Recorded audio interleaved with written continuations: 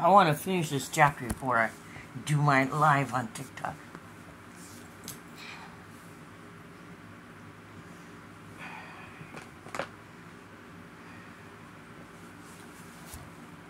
Because it's not really fun. I'm going to remove 2 moderators from their power. We're almost done. It's a long chapter.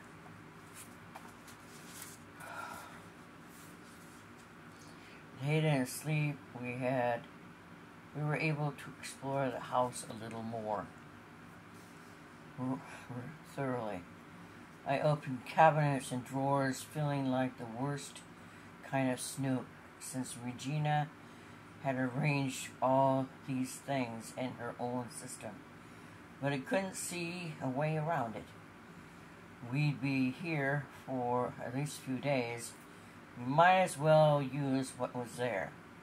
It was Martin's house after all, and Regina's child was with us. Well, a child, maybe Regina's. Craig and Regina belongings fell into 2 categories.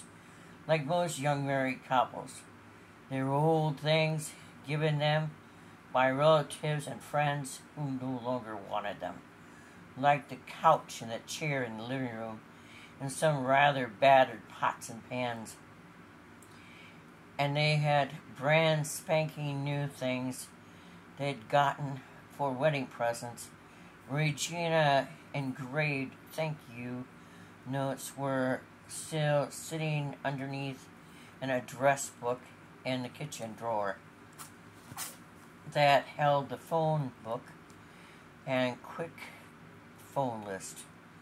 While Martin wandered around checking out a renovation job and probably reminiscing, I located kitchen things I might need figuring out the stove and started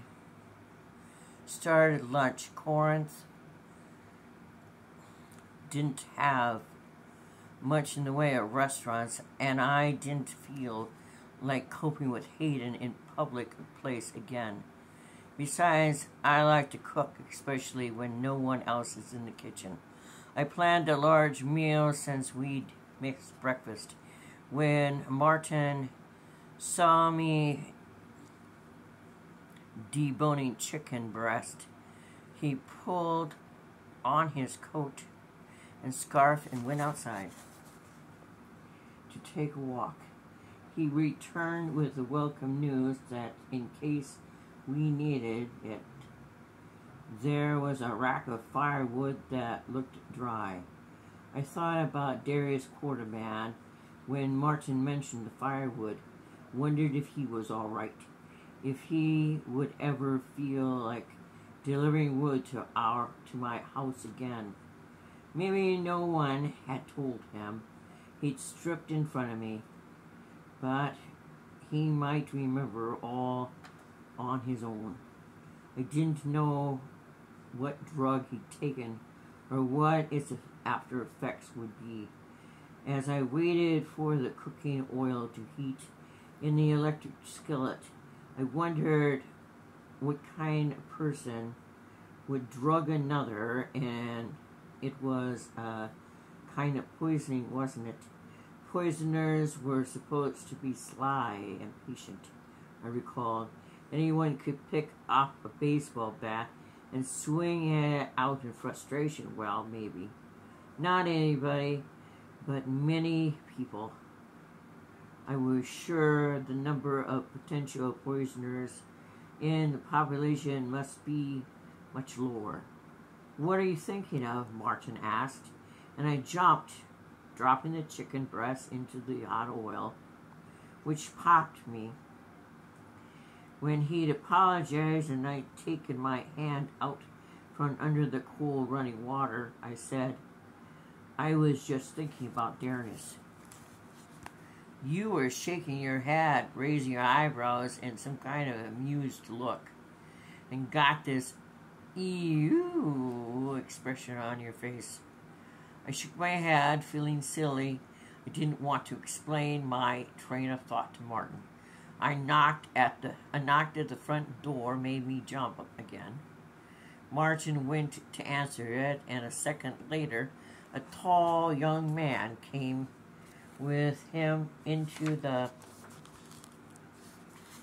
kitchen. I had only to look at his face a moment to know this was Craig's brother.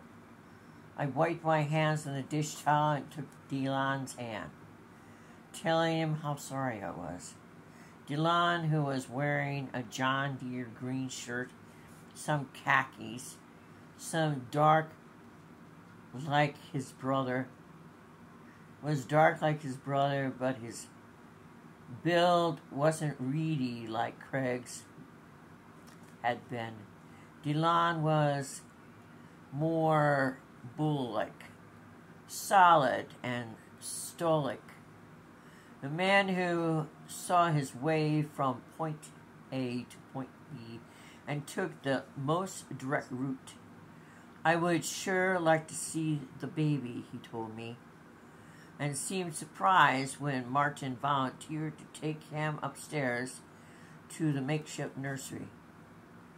When they came back, Delon looked like a man with a puzzle in front of him. He accepted a seat in the old kitchen table, folded his hands on him, and began to say what he'd come to say. I couldn't set my hands on Rory to bring him with me. Chandra told me he wanted to talk to him again. Since he said his primarily to Martin.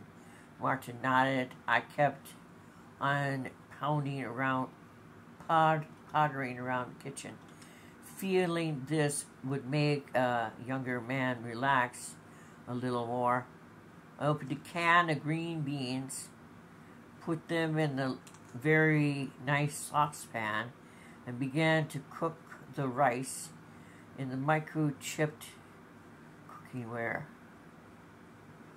Casserole, aged, small microwave. My brother Craig Delon began and came to a difficult silence. We both kept our eyes down and wanting patiently